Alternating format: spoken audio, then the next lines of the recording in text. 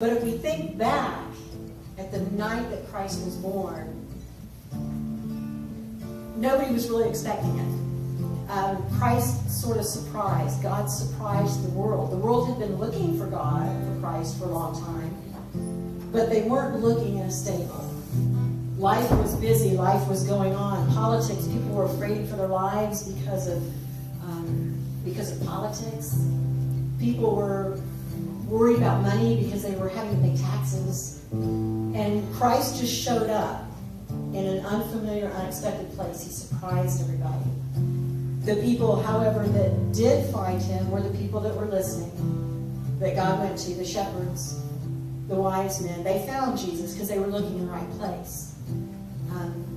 Pastor's sermon today, I understand, is on renewal. It's the baptism. If you look at your bulletin, it's when Jesus was baptized by John. Jesus surprised John. John didn't expect Jesus to come to him for baptism.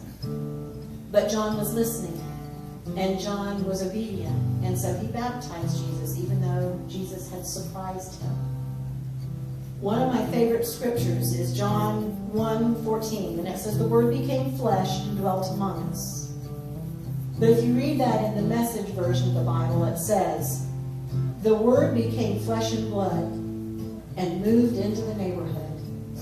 And I just love that, because I think Jesus is the type of God that lives not necessarily in here or up there, but in our neighborhood.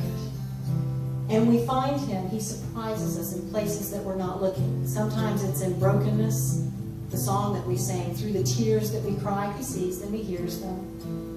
And we find God in those broken times, in the times when we're most in need. So I think my prayer for the new year, and I hope for you too, is that we will allow God to surprise us, to show up where we least expect it, but that we'll be looking for him when he comes.